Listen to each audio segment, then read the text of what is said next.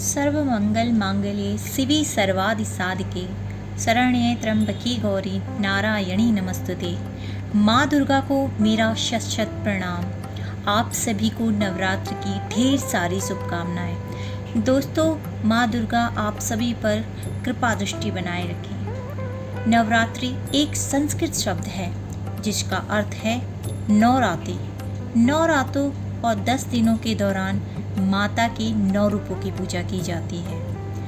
नवदुर्गा को पापों की विनाशिनी भी कहा जाता है।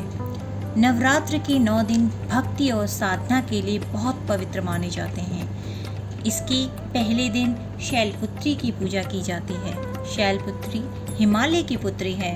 हिमालय पर्वतों का राजा है। वह अडिग है, उसे हिला कोई नहीं सकता। जब हम भक्ति का रास्ता चुनते हैं तो हमारे मन में भी भगवान के लिए इसी तरह का अडिग विश्वास होना चाहिए, तभी हम अपने लक्ष्य तक पहुंच सकते हैं। यही कारण है कि नवरात्र के पहले दिन शैलपुत्री की पूजा की जाती है। आइए मैं आपको माँ शैलपुत्री की कहानी सुनाने जा रही हूँ। माता शैलपुत्री सती के नाम से भी जानी जाती हैं। इनकी कहानी कुछ इस प्रकार है।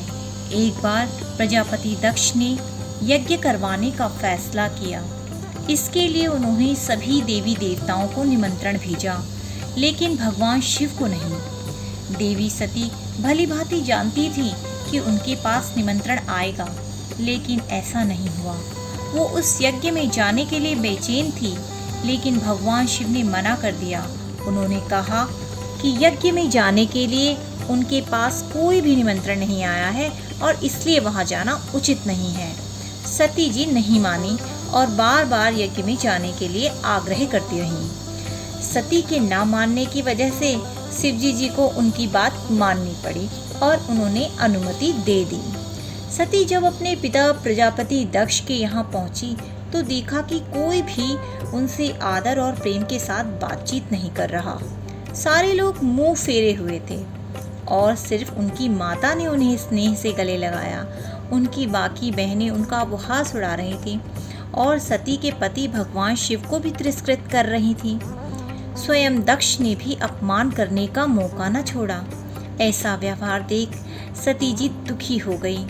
अपना और अपने पति का अपमान उनसे सहन न हुआ और फिर अगले ही पल उन्होंने वह कदम उठाया जिसकी कल्पना स्वयं दक्ष ने भी नहीं की होगी। सती ने उसी यज्ञ की अग्नि में खुद को स्वाहा कर अपने प्राण त्याग दिए। भगवान शिव को जैसे ही इसके बारे में पता चला तो वो दुखी हो गए। दुख और गुस्से की ज्वाला में जलते हुए शिव ने उस यज्ञ को ध्वस्त कर दिया। इसी सती ने फिर हिमालय के यहाँ जन्म लिया और वहाँ जन्म लेने की वजह से उनका नाम शैलपुत्री पड़ा। शैलपुत्री का नाम पार्वती भी है। इनका विवाह भी भगवान शिव से हुआ। माँ शैलपुत्री का वास काशी नगरी वाराणसी में माना जाता है। वहाँ शैलपुत्री का एक बेहद प्राचीन मंदिर है, जिसके बारे में मान्यता है कि यहाँ माँ शैलपुत्री के सिर्फ दर्शन करने से ही भक्तजनों की सारी मुरादें पूरी हो जाती हैं। कहा तो यह भी जाता है कि नवरात्र के पहले दिन यानी प्रतिपदा को जो भी भक्त माँ शैलपुत्री के दर्शन करता है उसके सारे वैवाहिक जीवन के कष्ट दूर हो जाते हैं। क्योंकि माँ शैलपुत्री का वाहन वृषभ है, इसलिए इन्हें वृषारूढ़ा भी कहा जाता है।